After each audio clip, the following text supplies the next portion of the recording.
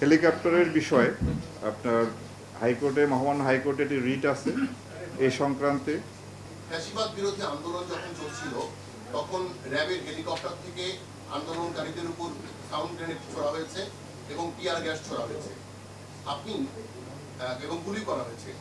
আপনি একজন অভিজ্ঞ পুলিশ কর্মকর্তা, আপনি কি মনে করেন যে এই আচরণটি পেশাদারী আচরণ হয়েছে?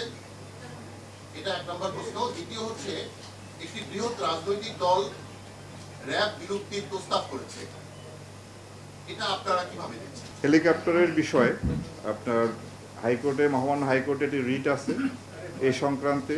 ফৌজদারি মামলাও রুজু হয়েছে, আন্তর্জাতিক অপরাধ ট্রাইব্যুনালও এটা অনুসন্ধান করছে। আমরা আশা করব এই সমস্ত অনুসন্ধানের মাধ্যমে প্রকৃত সত্য বের হয়ে আসবে এবং এর প্রেক্ষিতে পরবর্তী ব্যবস্থাগুলি গ্রহণ করা হবে। আর র্যাব বিলুপ্তির বিষয়ে আমি র্যাবে কর্মরত আছি। আমরা যতদিন দায়িত্বে পালন করব, র্যাবের আমাদের যে দায়িত্ব, সেই দায়িত্ব আমরা নিষ্ঠার সঙ্গে, আন্তরিকতার সঙ্গে পালন করব এবং এই ব্যাপারে সরকার যে সিদ্ধান্ত গ্রহণ করবে সেটাই শিরোধার্য। সরকারের সিদ্ধান্তের অপেক্ষা আমরা থাকি।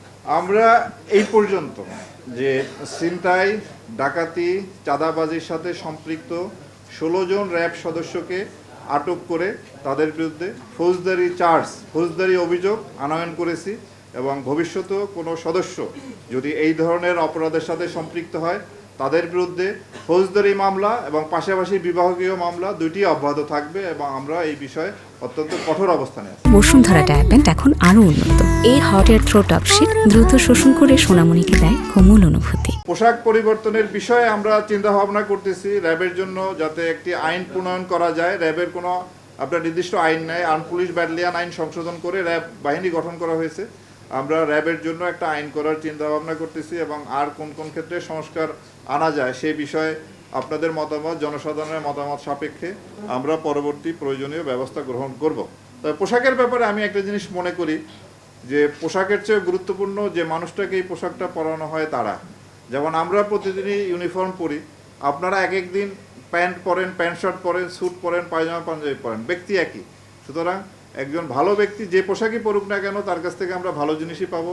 খারাপ ব্যক্তিকে আমি যত ভালো পোশাক পরাই না কেন তার কাছ থেকে আমরা ভালো কিছু পাবো না।